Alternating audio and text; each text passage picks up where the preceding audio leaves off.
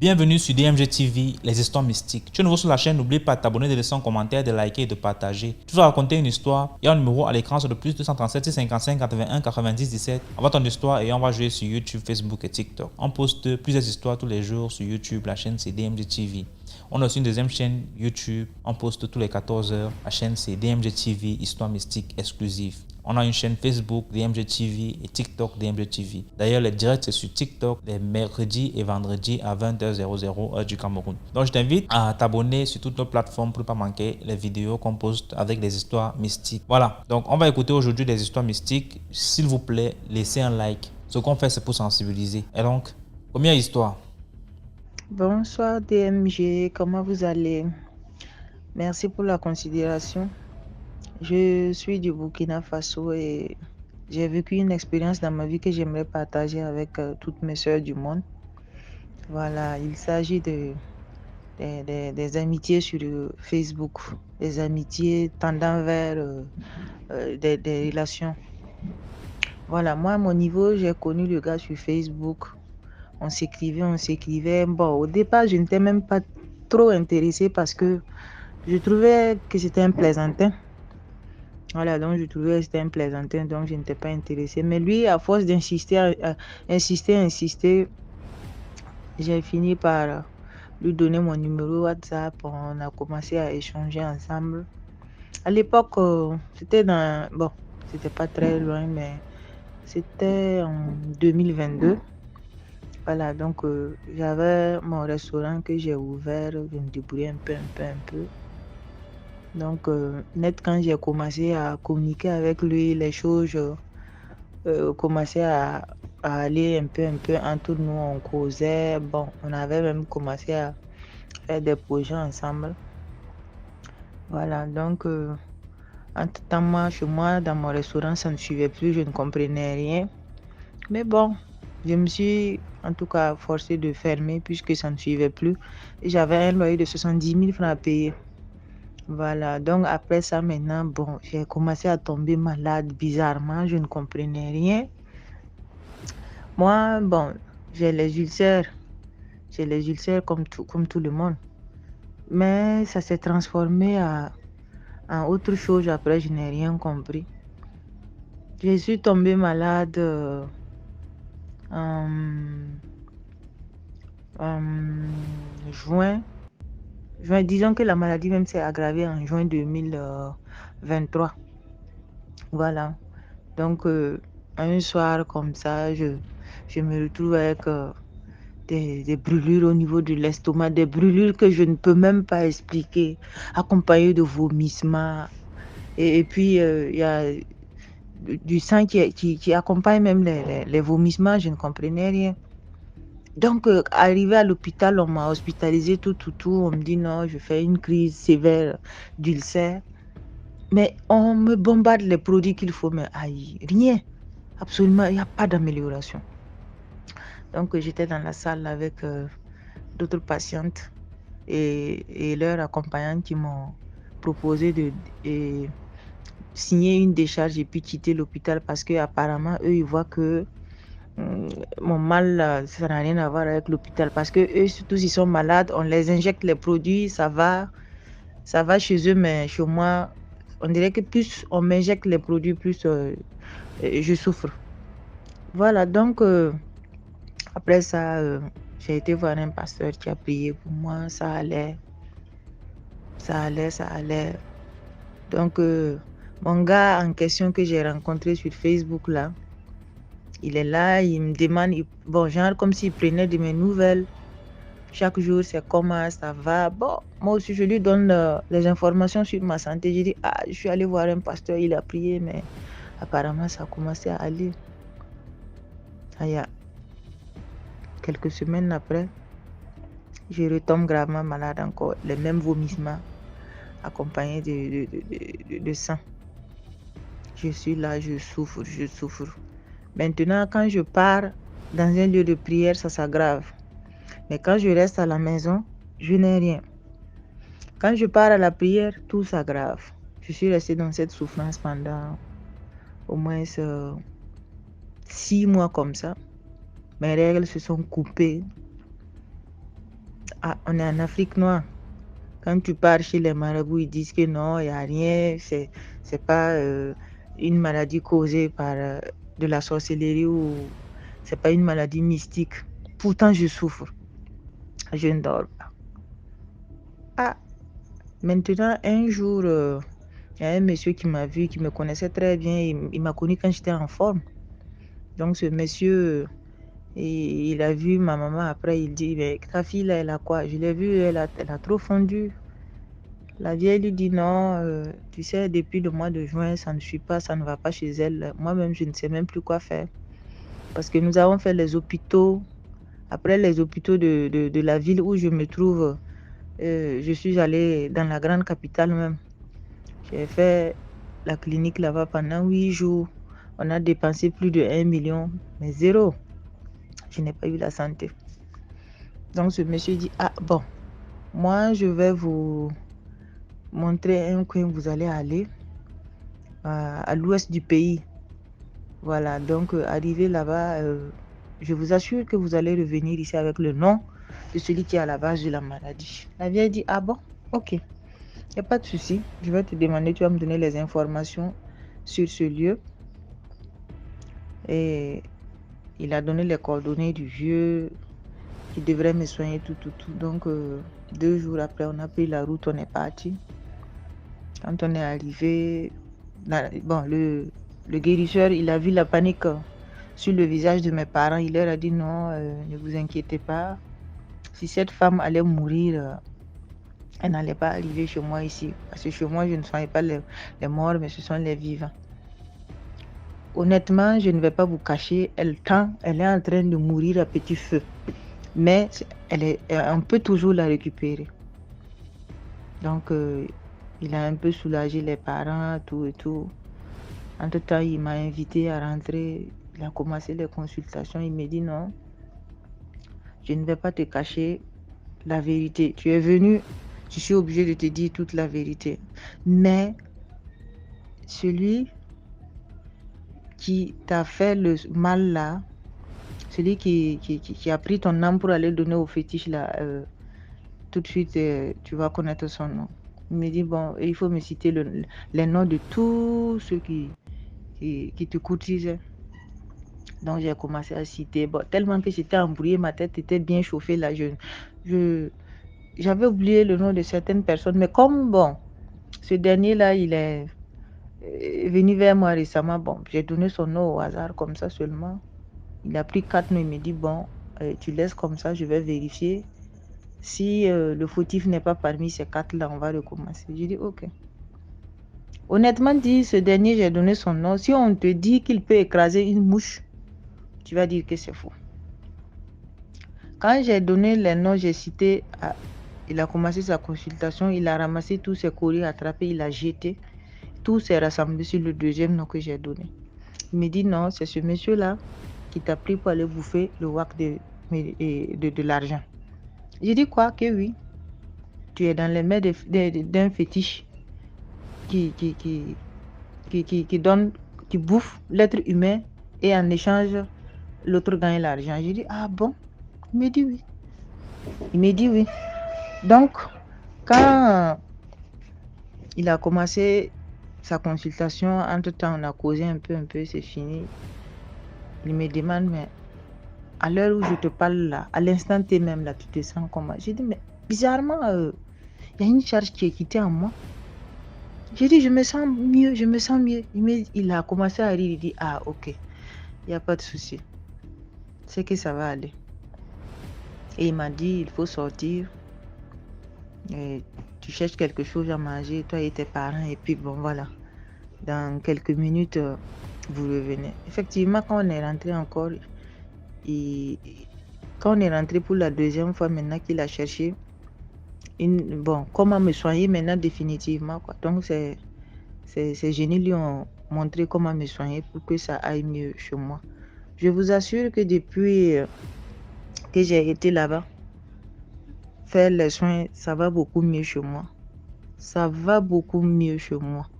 Donc c'est juste pour inviter mes soeurs à beaucoup faire attention avec qui vous marchez. Sinon, c'est pas simple. Et je les invite aussi à vraiment mettre Dieu au devant de toute chose, car ton ennemi n'est jamais loin. Jusqu'à aujourd'hui même, moi, j'ai toujours du mal à croire en ça. Parce qu'on ne peut pas imaginer que quelqu'un vienne vers toi et te dise je t'aime, alors que c'est un je t'aime dangereux. C'est pour t'ôter la vie. On ne se connaît pas ni rien, on n'est pas parenté. Et lui, c'est une fille. Bon, il m'a prise pour une bâtarde. Voilà, une bâtarde qui n'a pas de famille ni rien qu'il pouvait utiliser pour faire ce qu'il veut. Et puis bon, voilà. Après, lui, il allait être riche. Ses parents ne vont rien comprendre. Alors que c'est l'enfant de quelqu'un qui l'a tué. Le féticheur me dit, mais s'il arrivait à te tuer, il allait avoir beaucoup d'argent, beaucoup à n'en point finir. Mais heureusement que Dieu n'a pas dit son dernier mot. Donc, sur ce, je vous remercie et c'est tout ce que j'avais à dire. Merci beaucoup. Merci beaucoup pour l'histoire. Maintenant, on passe à la deuxième histoire. Bonjour DMG, bonjour à toute la communauté. Ça dépendra de l'heure à laquelle vous allez écouter cet audio. Je suis une Gabonaise vivant en France. Je vais vous conter mon histoire. Je suis victime d'une malédiction familiale. Comment ça s'est passé? Je vous explique. Ma mère était une femme battante, que Dieu ait son âme. Elle m'a confié à sa petite sœur puisqu'elle était femme seule avec 6 enfants à sa charge. Et moi, je suis l'aînée de ma mère, de ma famille. C'est ainsi que ma mère me donne à sa petite sœur parce qu'elle était mariée à quelqu'un qui était un peu aisé. C'est comme ça que je fus accueillie dans ma nouvelle famille. Les beaux-parents de la petite sœur à maman, dont ma tante, m'ont accueillie et tout se passait bien et nous étions dans cette famille plus de 15 fillettes à cette époque. Donc les filles de ma tante, ses belles-sœurs, les filles de ses belles-sœurs. Et voilà, donc quand je compte le tout, ça fait près de 15 fillettes que nous étions à cette époque-là. Ce que ma mère ne savait pas, c'est qu'en me donnant à sa petite sœur, qui elle à son tour m'a introduite dans sa belle famille, ma mère ne savait pas qu'elle était seulement en train de vendre ce qui allait faire mon bonheur plus tard. Alors, cette famille, elle a une interdiction qui pèse sur les filles. C'est-à-dire, toutes les filles de cette famille ont le droit de ne pas avoir des enfants ou si tu as trop la chance, tu fais un seul enfant dans ta vie. C'est comme ça cette famille-là. Alors, lorsque j'ai eu 13 ans, j'ai commencé à remarquer que tous mes dessous étaient bouffés entre les jambes. Donc, c'est-à-dire lorsque je rentrais dans la salle de bain pour prendre ma douche. Quand le petit moment que je vais ressortir de la salle de bain pour pouvoir récupérer mes sous-vêtements, mon slip était déjà mangé entre les jambes. Et cette histoire a duré comme ça jusqu'à ce que je vienne en France. Et là où je vous parle, je suis à la quarantaine. Voilà.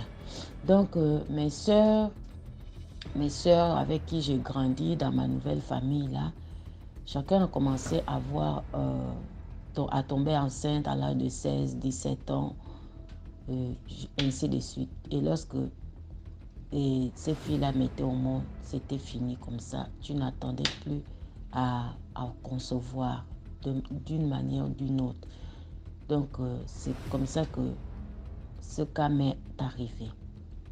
J'ai fait tous les examens possibles. Les médecins disent que je n'ai aucun problème, mais je ne conçois pas. savez que lorsque une femme ne conçoit pas, l'homme a beau t'aimer, un moment à l'autre, il va te laisser tomber parce que tu ne peux pas lui donner des enfants. Et je vis cette situation jusque là où j'ai offert cet audio. Et ceci pour dire à tous les parents qui donnent leurs enfants à leurs proches, pour dire que non, comme moi je n'ai pas de situation ou comme j'ai trop d'enfants, mieux je donne un ou deux de mes enfants à mon grand frère ou à ma soeur ou je ne sais pas, pour dire que gardez vos enfants avec vous, quelle que soit la manière, quel que soit le degré de souffrance, gardez vos enfants avec vous. Toutes mes sœurs de même ventre que moi ont des enfants, ont 5, 6. La dernière du ventre de ma mère, elle a 6 enfants. Et moi, je suis leur aînée. Je n'ai rien du tout. Vous voyez, c'est parce que ma mère m'a donné à sa petite sœur. Si elle m'aurait gardé avec elle, jamais je serais victime de, de cette histoire-là. Vous voyez combien de fois c'est déplorable de donner des enfants à vos proches. Gardez les enfants avec vous. Que vous mouriez de faim ou pas, gardez les enfants avec vous, s'il vous plaît. Voilà. Likez, partagez. J'espère que cette histoire va servir de leçon à quelqu'un. Merci encore de m'avoir écouté. Désolée s'il y a le bruit, je suis à côté de la cheminée. Voilà. Merci encore. Merci beaucoup pour l'histoire. Maintenant, on passe à la troisième histoire. Commentez, likez, partagez. Bonsoir, DMJ TV. Je vous salue, je salue tous les abonnés. Un aventurier qui veut faire le témoignage à sodomie. Comment on a failli me sodomiser au Maroc dans mes aventures. L'histoire commençait comment? C'est une longue histoire, mais je vais couper court. Ceci, je prends seulement le parcours de l'aventure. C'est tout un livre que je vais vous écrire, mais je prends l'essentiel. DMTV, je te suis depuis, mais j'ai toujours voulu te partager mes histoires, mais je n'ai pas eu l'occasion. Mais aujourd'hui, je suis en train d'écouter les témoignages d'autres, de tes abonnés qui racontent la sodomie, et j'ai fait allusion à ma part. Ça m'a rappelé comment je vivais dans une maison avec un Marocain. Donc c'était dans une association, un Marocain que j'avais pris comme un ami, parce qu'il était le seul qui se débrouillait en français. Moi, je lui avais fait part que je suis venu aussi au Maroc, que j'aimerais traverser. Vous savez, quand le diable veut vous prendre, il vous prend toujours par des choses qui vous tiennent à cœur, par des besoins. Comme il avait su que je voulais traverser, il a commencé à me raconter qu'il a son fils en Europe, avec sa famille, toute sa famille en Europe, que si je vais aller en Europe, ou bien même si je vais devenir riche, il y a beaucoup de moyens. Mais entre-temps, comme je suis là au Maroc, je vais devenir riche. Que comme je vois les gens circuler dans les grosses voitures, c'est comme ça que moi aussi je vais circuler, que je ne m'inquiète pas. Je vais avoir beaucoup d'argent. Je dis que mais je vais avoir l'argent qu'on m'a dit que non. Il a des relations que je ne m'inquiète pas. C'est comme ça que le gars commence à me nourrir d'espoir. Il m'envoie un jour. Nous sommes restés, il faisait trop chaud, c'était la période de l'été, il faisait tellement chaud. Entre-temps, ce jour-là, je me suis lavé à la maison, dans la maison de l'association. Ils sont vivés avec un groupe marocain, moi j'étais le seul noir là-bas. Je rappelle que je viens du Cameroun. Ceux qui vont entendre ma voix vont me reconnaître, ce qui est sûr. C'est comme ça. Ce jour-là, je me suis lavé et le bon monsieur m'approche, me dit, apparemment il avait déjà planifié, il avait déjà fait le programme avec ces gens. Le gars me dit, ok, nous devons aller se baigner quelque part. Là-bas, tout est bien parce qu'il y a la piscine, il y a tout, tu te sens à l'aise. Et il dit que mais moi je viens de me laver. Nous pouvons renvoyer ça un autre jour si c'est possible. Il insiste parce qu'il avait déjà fait son plan. C'est comme ça. C'est comme ça que j'accepte et on se déplace. Le gars a pris un truc en liquide comme du savon. Moi je connaissais pas ça. Il a mis dans son sac. C'est comme ça qu'on arrive dans la maison, on ouvre la porte, la grande porte, tu vois. La grande porte, il y a le salon, il y a le couloir. Et dans le couloir, il y a une douche. Après le couloir, on entre encore quelque part. On voit le salon avec les robinets. Et derrière ça, il y a encore je pense que c'est un salon où il y a des piscines, donc les gens criaient là-bas, les gens nageaient, les gens sautaient, mais je n'ai pas été curieux d'aller regarder. Quand je suis rentré, tu sais, un aventurier, il a toujours le sixième sens. Un aventurier, c'est celui-là qui réfléchit 2-3 fois avant de faire quelque chose. Parce qu'on dit souvent que l'aventure, c'est une école de la sagesse, et c'est vrai. Pour tous ceux qui ont eu à faire l'aventure, il n'y a rien qu'on n'apprend pas dans l'aventure. Donc, il y avait quelque chose qui me frappait à l'oreille, que fais attention, ici c'est pas bon. C'est comme ça que j'entre avec le monsieur. Le monsieur dit, on se déshabille. Il dit que c'est des habits. Je m'étonne. Ce qui m'a étonné, c'est que je me déshabille. Le monsieur prend l'habit, il bloque dans les coffres, dans l'armoire, il bloque, il ferme. Il se déshabille aussi, il ferme. On entre au couloir, comme il y avait la douche, le monsieur me demande d'entrer là-bas au salon où il y avait le robinet. J'ai dit non. Je me lave pas avec les gens, je préfère me laver à la douche. Et heureusement que ce jour-là, je n'avais pas pris le Bermuda, j'avais pris plutôt mon short. Donc j'avais le short de sportif, de football, j'avais pris ça. C'est ça qui m'avait aidé. Puis c'est les gens entraient là-bas, rien qu'avec le Bermuda.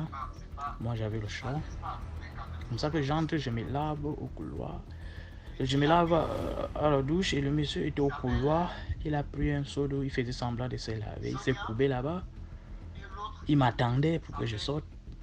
Puisque le premier plan avait déjà échoué, ce qu'il avait planifié. Donc dans sa tête, c'était que dès que j'arrive, j'entre directement là-bas au salon et puis on m'a mis un petit là-bas. Parce qu'il y avait déjà les gars là-bas, les gros bras. Les gars qui étaient déjà prêts à me sodomiser, à me finir avec les fesses. Ah, comme Dieu fait ces choses. Je me lave là-bas, je sors. Je dis au monsieur que j'ai fini. Il dit que mais tu as fini comment? Nous sommes venus pour visiter l'endroit. Toi, tu dis que tu as déjà fini comment? Prends alors les deux seaux si tu entres là-bas, tu m'épuises de l'eau. Hein? Mon cœur bat, bam, bam, bam. Il dit que mais comment je me lave, lui, il pouvait. Comment quand je me lavais, lui, il pouvait se déplacer, aller puiser son eau. Comment il m'attend, j'ai fini de me laver, il me demande d'aller puiser. Je dis que non, donne-moi la clé. J'allais d'abord m'habiller. Il dit que non, tu t'habilles pas encore parce qu'on n'a pas encore fini. Il me donne les deux seaux. C'est comme ça qu'il prend les deux seaux. Je vais m'approcher. Il y a deux gaillards, deux gros bras. Rien qu'avec les Bermuda qui faisaient semblant d'épuiser de l'eau au robinet. C'est comme ça que je m'approche, j'entends le chuchotement et je vois leur réaction. Le gars chuchote, sixième sens, ça frappe, bim, je suis en danger. Donc, l'autre était de dire au gars qu'il s'approche. Tu sais, quand quelqu'un est en train de chuchoter, tu comprends, et les gestes aussi. J'ai une fois lu, j'ai fait la lecture. Nous, en aventure, on a l'habitude de dire J'ai fait la lecture du jeu, j'ai lu le jeu. C'est comme ça. Les camarades de l'aventure vont reconnaître. C'est comme ça que je m'arrête, bim. J'ai mes deux sons en main. Je suis au milieu, j'étais déjà au milieu. Il restait seulement 3 mètres pour arriver au robinet où il y avait les deux gars là, qui attendaient seulement que je vienne déposer le seau. Ils m'attrapent pour entrer avec moi dans une autre chambre où il y avait les gars qui m'attendaient là-bas pour faire leur boulot, faire leur job. C'est comme ça. Je me place là. Je me place, je ne vais plus bouger parce que j'ai déjà vu leur réaction. Eux aussi, ils ont compris que j'ai déjà compris leur réaction. C'est comme ça. Les deux messieurs maintenant se déplacent en vitesse pour venir me prendre, pour qu'ils ne me retournent pas. C'est comme ça qu'ils viennent, je les lance les deux sauts. Voilà. Avant de bloquer les deux sauts, c'est comme ça que je me suis retourné à vive allure. Heureusement que la porte du premier salon n'était pas fermée. On avait on n'était pas bloqué, c'était seulement fermé. C'est comme ça que j'ai mis mon pied sur ça. Boum! Ça s'ouvre. Quand ça s'ouvre, je sors au deuxième salon où il y a mes habits. Mais mes habits, ils ont bloqué ça avec le truc, la clé dans l'armoire. Et je ne pouvais pas m'habiller.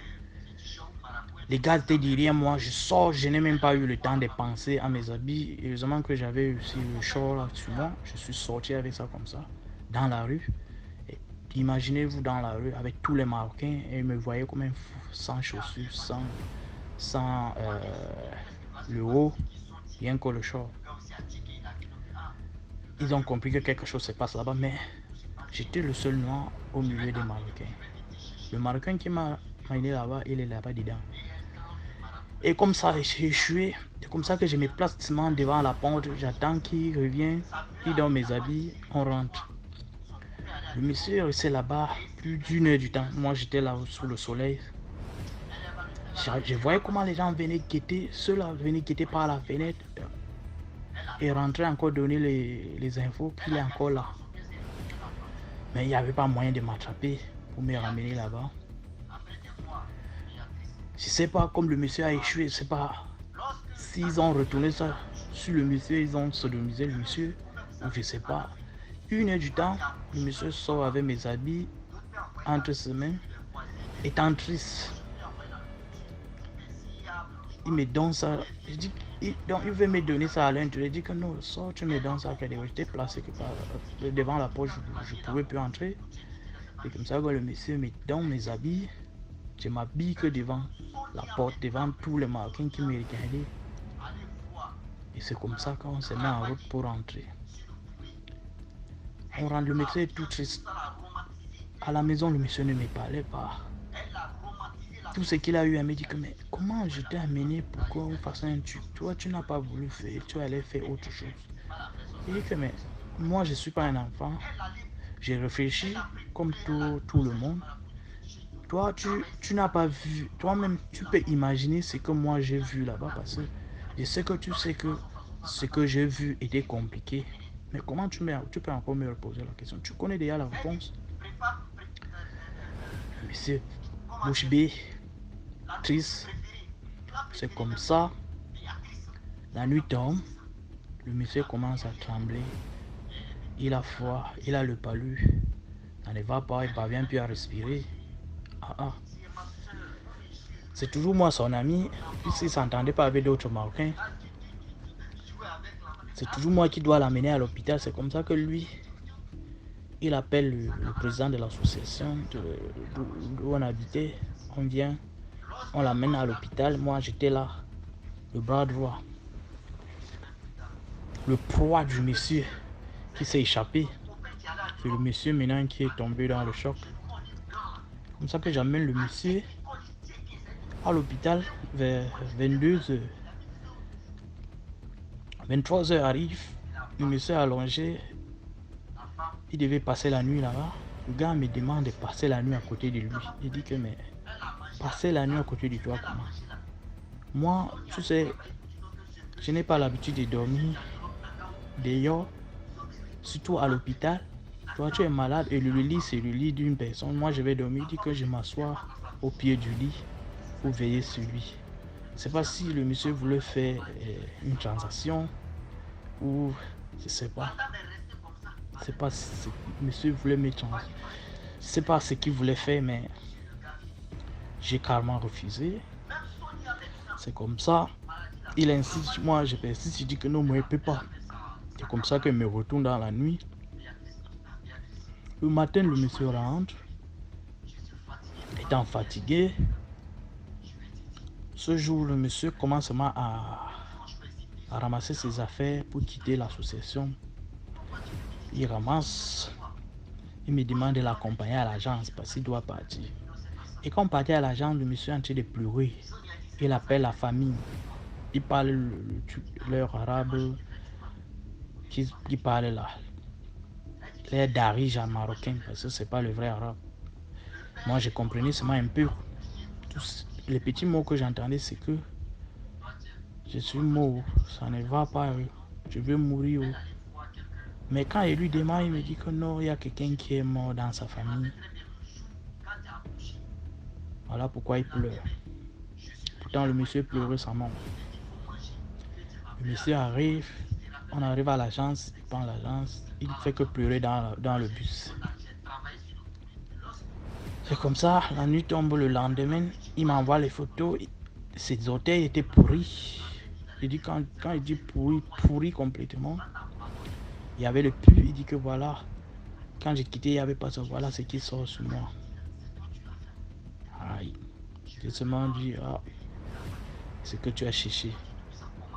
Il dit que mais tu as eu ça comment? Il dit que ça vient de commencer, il ne comprend pas. Pourtant il m'a dit qu'il partait au deuil. Il dit que mais et le deuil c'est comment? Il dit que ah c'est là, la famille est là, mais lui il est dans sa chambre parce qu'il se sent pas bien. C'est comme ça que j'ai compris que oui, le monsieur voulait me vendre, mais c'est retombé sur lui. Tout ce qu'il veut dire c'est la prière. La prière ça sauve parce que moi je suis l'homme de la prière. Parce que quand j'étais dans leurs associations là-bas où ils habitaient, ils vivaient comme le Marocain. Quand on entend quelqu'un Marocain, on se dit que c'est des croyants. Ils ne sont pas des croyants, ils sont certes Marocains, mais ils ne pratiquent pas la religion. Alors, je les ai montré comment on prie, comment on pratique.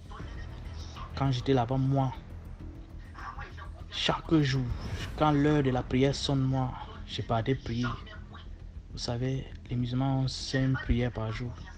Eux, ils ont remarqué que je respectais la prière. Ils ont compris que celui-ci là, c'est un homme de prière. Eux, ils ne priaient pas. Je priais, je gênais parce que je savais ce que je cherchais. Je voulais entrer en Europe. Et comme ça, même l'association a eu confiance en moi. Ils m'ont donné les clés de la maison, de la grande maison de l'association. C'est moi maintenant qui gérais tout le Marocain. C'est là-bas qu'il y a encore une autre histoire qui va se dérouler. Vous voyez? Qui va se dérouler à cause de la confiance que j'ai eue par les Marocains. Maintenant, la jalousie a commencé. C'est autre chose, mais comme j'ai été long, je m'arrête d'abord là. Je demande seulement à tous les croyants de bien croire. Quand tu veux croire à Dieu, il faut bien croire. Il faut prier sans sexe. Et quand tu pries, Dieu toujours avec toi. C'est ça, je vous laisse. Je vous demande seulement de partager. Afin de sauver beaucoup des âmes. Il y a des gens qui souffrent, qui n'ont pas de solution, mais en partageant, vous allez certes les sauver. C'était Ibo Miss, animateur pour depuis Fumban. Je viens du Cameroun, je vous rappelle. On est ensemble. Ciao, ciao. Merci beaucoup pour l'histoire. Maintenant, on passe à la 4e histoire. Alors, bonjour, DMG TV. Voilà, je fais ce vocal depuis la Côte d'Ivoire pour aussi participer à votre émission. Et je tiens d'abord à vous remercier parce que c'est grâce à vous, votre émission, que enfin je me suis réveillé et que les vérités de ma famille se sont révélées.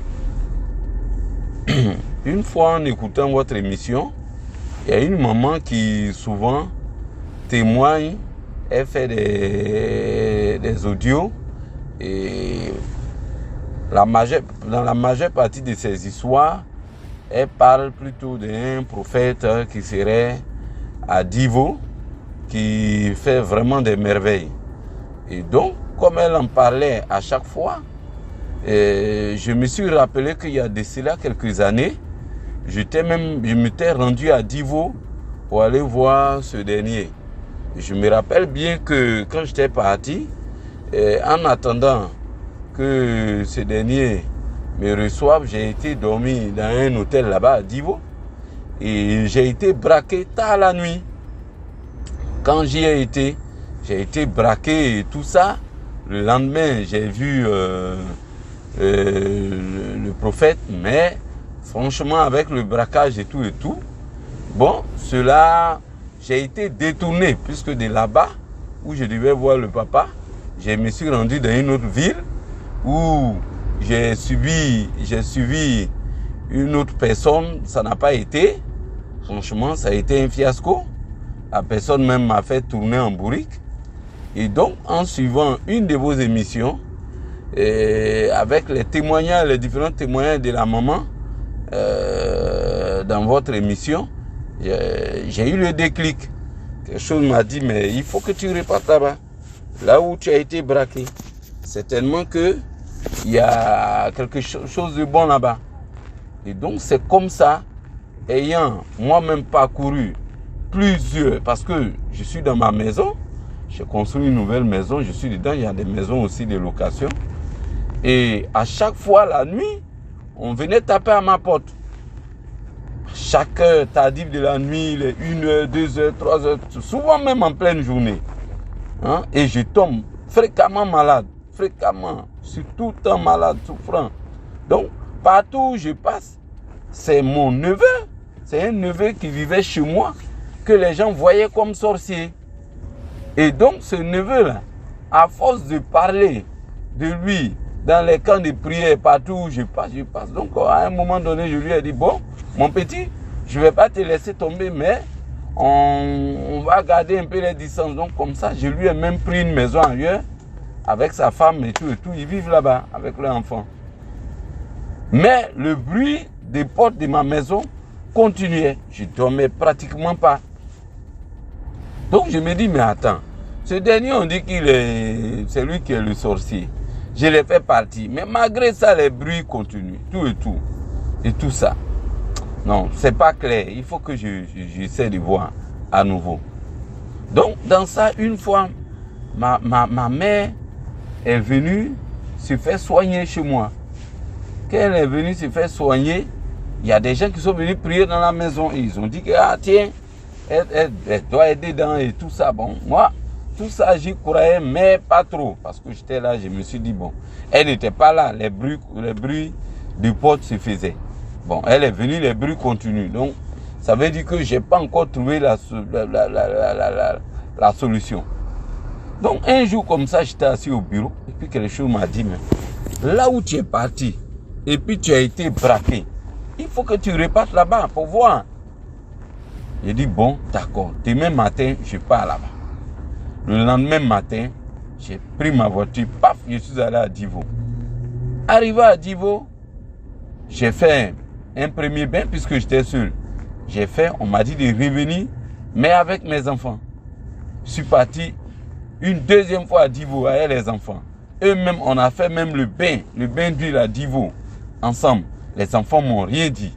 On est revenu. Mais, je sais que quand on est parti, en voulant faire une offrande, j'ai remis l'argent de l'offrande à mon fils le plus petit d'aller remettre au pasteur. Et donc, quand le pasteur a pris l'argent, il dit, mais cet enfant-là, c'est l'enfant de qui? J'ai dit, c'est mon fils. Et puis, en tout cas, il a eu une mine bizarre. J'ai senti qu'il soupçonnait mon enfant. Mais comme là-bas, ce n'est que le prophète qui peut dire quelque chose, vu qu'il n'est pas en Côte d'Ivoire, il travaille par visioconférence. Donc, pour l'avoir, c'est un peu compliqué. Mais j'étais obligé d'attendre. Donc, c'est comme ça qu'on est parti une deuxième fois. Il y a eu problème de réseau. le papa n'a pas pu nous recevoir. Une autre, troisième fois, j'ai persisté. J'ai dit non, il faut que je sache ce qui se passe dans ma maison.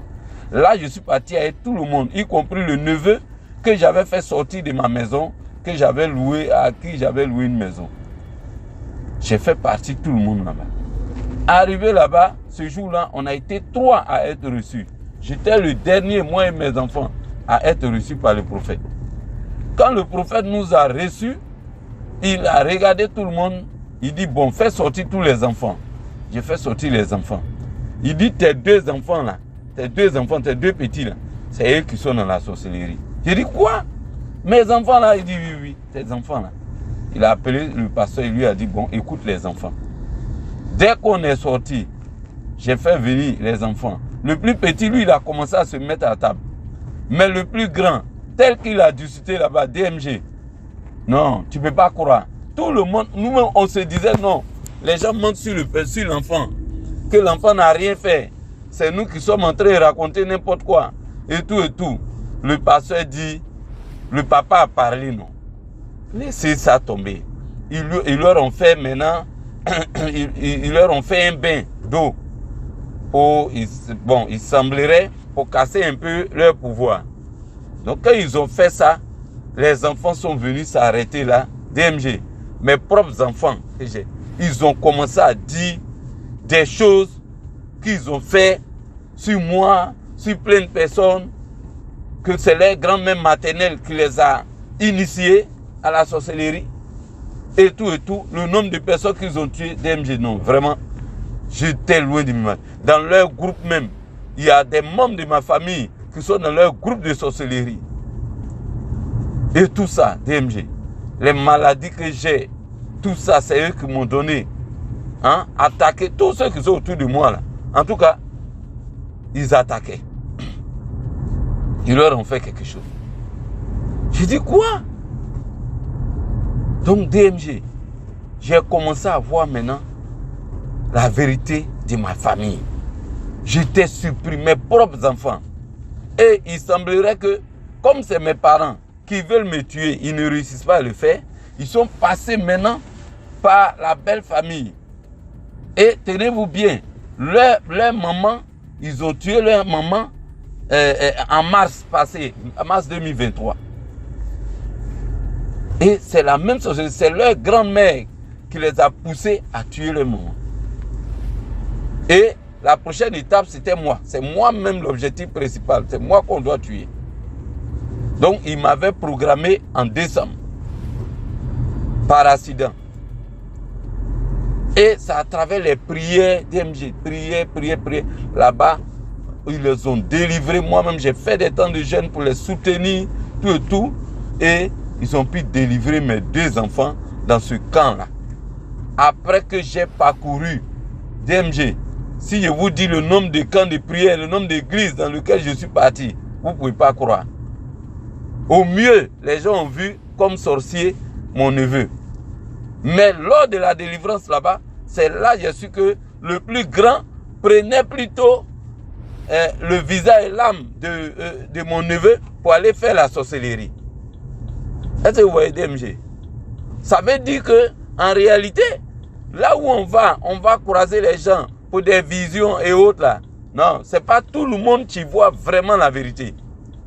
Vous voyez, si je n'étais pas parti chez ce papa là, pour qu'il dise réellement la vérité, mais mon neveu là, j'allais inconsciemment le détruire puisque je n'allais pas l'aider. Et tout le monde aussi allait le taxer de sorcier. Et sa vie serait détruite. Vous voyez DMG? Donc, vraiment mon histoire là, franchement, j'ai tenu à la partager avec vous. Franchement, parce que tout est parti des histoires sur votre chaîne. Tout est parti de là. Le déclic est parti de là. Quand j'ai su ça, je me suis dit, il faut que je me réveille. Et le déclic est parti de là, DMG. Donc aujourd'hui là, mes enfants ont été délivrés. On est revenu à la maison. Maintenant, c'est le suivi. Et tiens-toi bien, DMG, quand ils ont été délivrés, le 31 décembre, leur tante m'appelle, côté maternel, leur tante m'appelle pour me dire qu'elle veut venir fêter à la maison. Et elle vient à la maison, j'ai dit non, mes enfants ne mangent pas la viande pour l'instant. Mais elle m'a fait une bagarre pas possible à cause d'une histoire de viande à manger aux enfants. J'ai dit non, mes enfants, puisque quand c'est comme ça, ils veulent les remettre dedans. Donc, si les enfants recommencent à manger la viande, à travers la viande là, ils vont les réinitier. Ce que j'ai carrément refusé. Il y a eu la bagarre, je l'ai même chassé de ma maison. Est-ce que vous voyez DMG? Donc, mon histoire, je raconte mon histoire pour édifier tout le monde. Et puis, pour donner des conseils à tout le monde. Faites scanner votre famille. Faites scanner votre famille par vraiment des prophètes qui sont vraiment loin. Pas par n'importe qui. Faites scanner vos familles, vos enfants. Vos enfants sont vos enfants, mais vous ne les connaissez pas réellement, spirituellement. Donc, c'est le conseil que je veux donner. Mon histoire est peut-être un peu plus longue, mais vraiment, je veux dire de faire scanner vos enfants. Franchement. Merci beaucoup, DMG. Merci beaucoup pour l'histoire. Maintenant, on passe à la 5e histoire. Likez, s'il vous plaît. Bonsoir, DMG. Depuis que j'ai connu DMG, là, vraiment, c'est comme une drogue. Je ne m'arrête pas. Je passe toute ma journée, avant d'aller au cours, je passe toutes mes journées en train d'écouter DMG et ses histoires. La preuve en est, ça passe actuellement. Bon, je vais raconter l'une de mes histoires. Ça, en fait, c'est ma petite sœur qui a vécu l'histoire. Bon, c'est elle qui a été victime, et puis moi, en tant que grande sœur, je vais raconter. Bon, ma mère a fait, on va dire, 6 à 7 enfants. 6 à 7 enfants. Elle a fait 2 filles, donc moi. Et ma petite sœur, elle est l'avant-dernière. Moi, je suis jumelle. Ma mère a fait les jumeaux 2 fois. Une fille, un garçon et 2 garçons. Bon, j'ai ma petite sœur. À l'époque, elle pouvait avoir dans les 6, 7 ans. 6 ans, 7 ans. Elle pouvait avoir 6 ou 7 ans à l'époque. Et en ce temps-là, j'étais en froid avec ma mère. Donc, j'étais dans le quartier avec ma mère, mais on ne s'entendait quasiment pas. Bon, la puberté me perturbait un peu, donc je ne restais quasiment pas à la maison. Un soir, j'étais chez mon copain du quartier. Bof. Un soir, j'étais chez mon copain.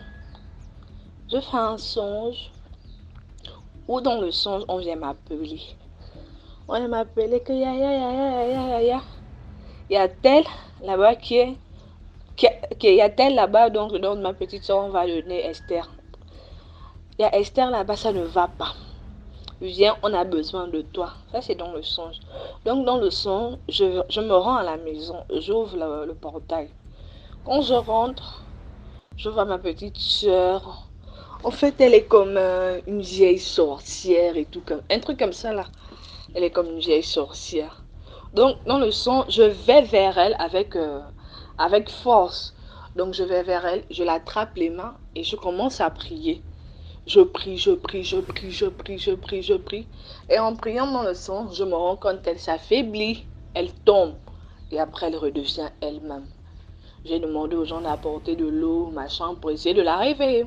Tout ça, c'est dans le songe. Le lendemain, quand on me réveille maintenant, je fais un tour à la maison. Quand j'arrive, je vois mon petit frère à la maison. Je demande maman est où? Oh, maman n'est pas là. Elle est partie avec Esther à l'hôpital la nuit. Je lui dis que comment si elle est partie avec Esther à l'hôpital la nuit? C'est là où je prends le téléphone. Bon, ce temps-là, ma mère, c'était vraiment froid, donc elle ne répondait pas. Bon, moi j'ai négligé en fait. Je suis pas allée la voir à l'hôpital. J'ai pris mes quelques tenues que j'avais. Je suis retournée chez mon copain. Le temps passe, 1 jour, 2 jours. Je fais encore un songe similaire aux songes que j'ai eu à faire. Mais tout en sachant que là, ma petite soeur est bien et belle à l'hôpital. C'est là où je me réveille. Je sens que mais je peux pas faire je peux pas faire un songe quasiment 2 fois en moins d'une semaine, c'est qu'il y a véritablement un problème. Donc, moi, je me mets maintenant à prier. Depuis la maison, je me mets à prier. Et généralement, lorsque quelque chose de mal va arriver, à soit ma mère ou aux enfants de ma mère, en fait, j'ai toujours ce... En fait, on va dire ça comment? J'ai ce don-là de recevoir les choses. Et généralement, si dans le songe, j'ai pu vaincre la chose, c'est que en vrai, ça va bien se passer. Donc, je me suis mise en prière, j'ai prié. Et après, je vais me rendre à l'hôpital pour voir ma petite soeur en question. Quand j'arrive à l'hôpital, je me rends compte que la situation est grave. Je sens que comment ça, la situation est grave? Je regarde ma petite soeur, elle était en fait, elle sortait en fait de la salle de réanimation parce qu'apparemment elle est tombée dans un mini coma. Elle était maintenant en salle de réanimation. J'arrive, je trouve ma petite soeur. Elle a les appareils bronchaux au corps et tout.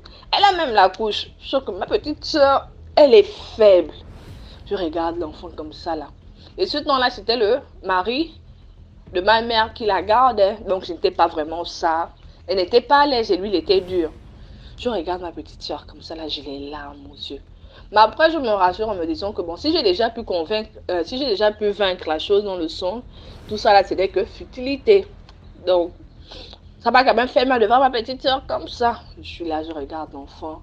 À peine si elle pouvait parler, je l'appelle maman. À peine elle a la force de me répondre. À peine. Et ces temps, j'ai oublié de préciser que ce temps-ci, ma mère était enceinte.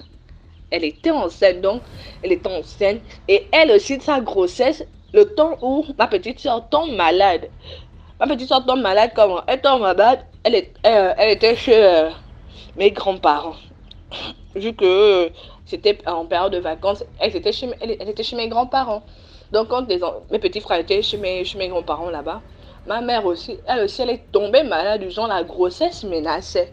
Donc elle aussi, elle était internée. Donc quand elle sort de l'hôpital, la nuit. En fait, elle a même demandé au médecin de la faire sortir parce qu'elle, son instinct maternel, lui disait qu'il y avait quelque chose qui n'allait pas. Donc, elle, quand elle sort de l'hôpital, la nuit, dans les 19h, c'est ce qu'elle nous raconte après, qu'elle a demandé à ce qu'on emmène directement l'enfant. Donc, elle-même, en fait, il y a eu ce truc-là, quoi. Elle sentait qu'il y avait quelque chose qui n'allait pas. Donc, quand on emmène l'enfant à la maison, ma mère sent que ça ne va pas en fait. L'enfant ne fait que lui dire que maman prions, maman prie avec moi, maman prie avec moi. Donc prise de panique, elle a alerté les parents pour qu'on amène l'enfant à l'hôpital. Bref, je reviens là où j'étais. Donc je disais, je regarde l'enfant, elle est faible, elle n'arrive pas à rire, elle n'arrive pas à me répondre. Et tellement on l'a bombardé, les glucosés. Après, en fait, elle n'écoutait plus bien, donc il fallait maintenant crier. Je regarde l'enfant. Je n'ai pas pu tenir, je n'ai pas fait 30 minutes. Je dis, moi, je pars. On dit, je pars, elle me dit, non. Yaya, reste avec moi, s'il te plaît. Je dis, mais si je reste avec toi, je vais dormir où? Elle recule un peu sur le lit. Non, tu vas dormir ici. Je dis qu'on ne peut pas dormir. Je ne peux pas dormir ici. Je suis partie. En partant comme ça, là, ma mère, en fait, ça n'allait pas, en fait. Ma petite soeur, vraiment, ça n'allait pas. Je suis partie. Je suis retournée le lendemain. Quand je retourne le lendemain, j'arrive à l'hôpital. Je craque avec les infirmières. Je craque avec les infirmières pour dire que non, vous ne pouvez pas me garder l'enfant ici, puisque moi je suis la première fille. Bon, pas la première. Bon, c'est moi qui suis restée la première. Je suis la première fille de ma mère. Et ma mère, l'état dans lequel elle est, ne permet pas qu'elle arrive ici. Donc, en fait, ma petite soeur, en fait, je suis quasiment comme sa mère, en fait. Donc, moi, je pète avec les gens de l'hôpital que non. Ça ne peut pas se faire. Comment l'enfant ici, ça fait 3-4 jours, l'enfant est là, elle est en observation. Il n'y a pas d'évolution, il n'y a rien. Vous ne nous dites rien de concret. Mais je vois comment l'état de ma petite soeur ne fait que se dégrader. Donnez-moi alors, je vais signer la décharge ou chaque truc comme ça là, pour qu'on puisse nous faire sortir pour l'évacuer à l'hôpital de Kembo. Vu que la petite, en fait, quand elle toussait, elle toussait, crachait que du sang. Et à l'hôpital là-bas, ils ne disaient rien de concret.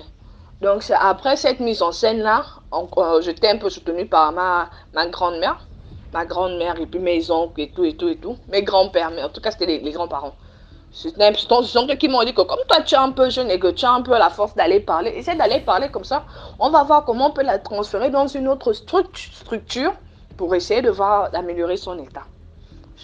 J'ai fini de faire mon tapage à l'hôpital en question. Je fais mon tapage, je tais le nom de l'hôpital, j'ai fait mon tapage.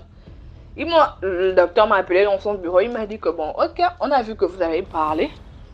Mais on ne peut pas vous faire sortir, on peut pas vous laisser partir avec l'enfant parce que son état, ça ne va pas.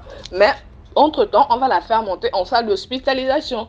Elle va aller en VIP parce que ils nous ont fait comprendre que c'était la tuberculose. Donc c'est un peu ça. Il disait, on va faire monter l'enfant en salle d'hospitalisation et de là-bas on verra comment l'administrer un traitement pour que ça aille un peu et tout. Le même jour, ça n'a pas peut-être 2 ou 3 heures après, ils nous ont transféré l'enfant en VIP. On a dit que l'argent c'est pas un problème, la santé avant tout.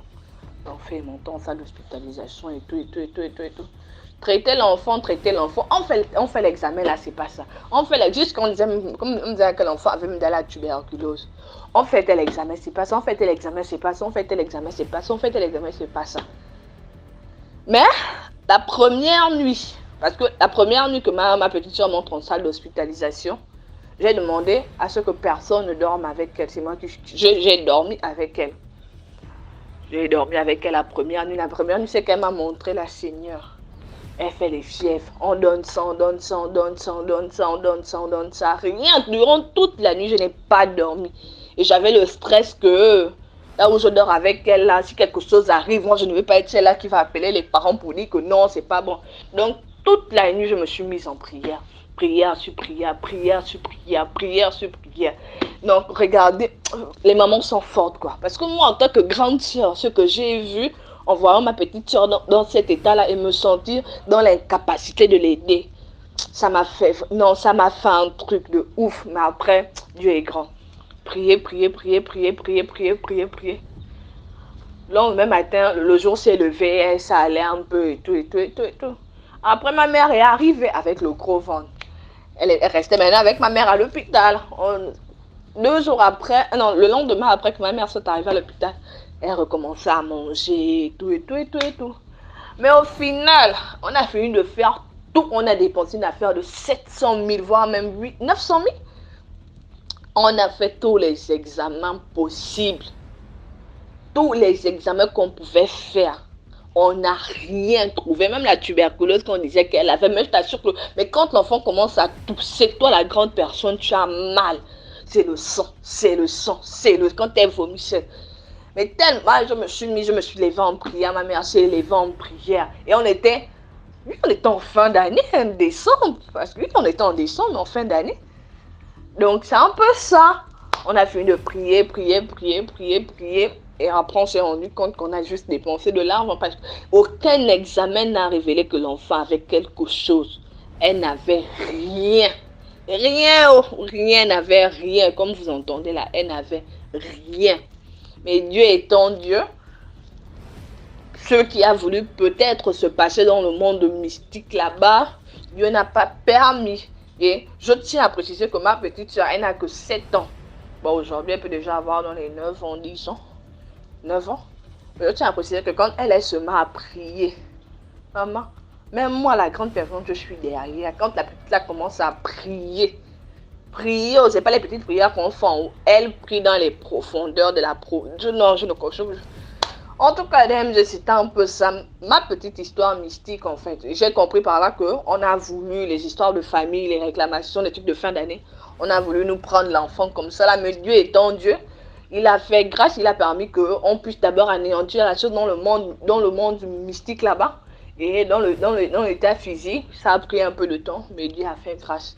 Ça, c'est un peu ma petite histoire que j'ai vécue avec ma petite soeur, une petite histoire. Moi-même, je vais revenir pour raconter la grande histoire me concernant moi-même. Sur ce, likez, abonnez-vous, partagez. On se capte dans les commentaires. Bisous. Merci beaucoup pour l'histoire. Maintenant, on passe à la 6e histoire. Bonsoir à la communauté DMG TV. Bonsoir à DMGTV. Merci vraiment pour vos histoires vécues que vous racontez. Cela nous permet d'être avertis. Franchement, merci également à DMGTV pour l'initiative que tu as prise. Vraiment, cela nous aide et cela nous fait comprendre que la seule protection, vraiment, c'est Jésus. La leçon de l'histoire que je vais raconter est de dire à nos enfants de ne pas prendre ce qui ne leur appartient pas. À nous aussi, de ne pas toucher ce qui ne nous appartient pas. Parce que dans les années 2018, 2017, à l'ouest du Cameroun, là-bas, Bafoussam, il y avait un enfant de 6 ans. 6 ans, on avait convoqué ses parents parce que sa mère était une amie à ma mère. On les a convoqués. À l'école, il y avait un enfant, un jour, qui a commencé à crier. Oh, je ne veux pas qu'on tue mon père. Oh, je ne veux pas qu'on tue mon père. Les enseignants demandent à l'enfant, qu'est-ce que tu racontes? Qui veut tuer ton père? On dit, non, c'est Valentin qui veut tuer mon père. On dit, comment ça, il veut tuer ton père? Non, il m'a demandé de donner mon père. Je ne veux pas qu'on tue mon père. Je ne veux pas qu'on tue mon père. On appelle donc Valentin. Valentin, c'était un de leurs camarades à l'école. Valentin, dis-nous ce qui se passe. Il dit qu'il ne veut pas que tu tues son père. Valentin ne parle pas. C'était des enfants de 6 ans, classe 1. Ils se faisaient la cile. En section anglophone. Oh, il ne veut pas qu'on tue son père. Valentin ne parle pas. On convoque donc les parents de Valentin. On convoque les parents du petit qui s'est affolé disant qu'on ne tue pas son père. Les parents du petit ne comprennent rien. On demande aux parents de Valentin, mais qu'est-ce qui se passe? Demandez à votre enfant qu'est-ce qui se passe. Les parents de Valentin ne répondent rien à rien. C'est comme ça que le petit dit, non, Valentin vient nous chercher la nuit, chaque nuit, et on va tuer des gens, on va manger des gens. Et les parents demandent que bon, quand tu dis viens vous chercher, vous êtes combien? Il dit nous sommes 7 en salle de classe, que Valentin vient nous chercher. Et la nuit, on voyage, Valentin vient nous chercher dans la voiture, on voyage, on va tuer les gens. On les mange. On dit vous avez tué combien de personnes? Il dit ils ont tué 6 personnes et il y avait 2 à Yaoundé. Quand ils arrivent pour tuer la personne, ils se placent sur le corps de la personne. Quand Valentin tue la personne, c'est Valentin qui prend la tête et eux, ils prennent les autres parties du corps, ils mangent. Ils boivent également le sang. On dit, mais le sang là, ça a quel goût? Quand tu bois dans ta bouche là, ça a quel goût? Il dit, non, madame, le sang n'a pas de goût. Le sang n'a pas de goût. C'est ce qu'on fait chaque nuit. Et il dit que ce qui s'est passé, ils ont tué plusieurs personnes. À un moment donné, ils voulaient donc tuer le père du petit garçon. Comme ils voulaient tuer le père du petit garçon n'était pas d'accord. Et le papa priait, c'était un chrétien. Il priait. Le jour où ils ont appelé le nom du papa, ils ont appelé le nom du papa 3 fois. Quand ils ont appelé le nom du papa 3 fois pour vouloir poignarder le papa, le tapis, c'est un tapis rouge qui est apparu et qui a couvert le papa. Ça a caché l'image du papa. C'est comme ça qu'ils n'ont pas pu tuer le papa. Et effectivement, le papa, parce que c'était le papa du petit garçon qui dit non, je ne veux pas qu'on tue mon père. Son papa dit oui, récemment il a eu un accident grave. Mais les gens se sont demandé comment il a survécu à l'accident. Et il a juste eu quelques égratignures et tout s'est passé. Le papa dit oui, il a eu un grave accident, mais il n'est pas mort. C'était franchement grave.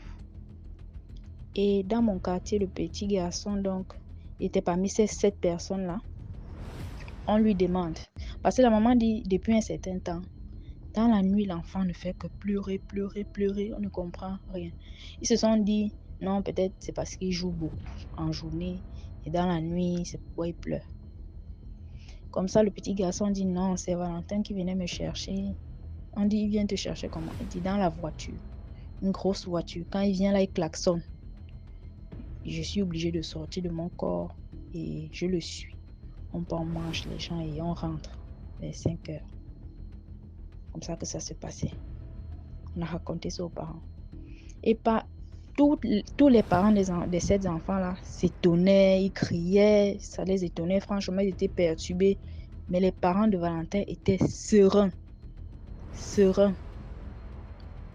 Et ma voisine, elle a commencé une séance de délivrance. Elle priait avec son enfant.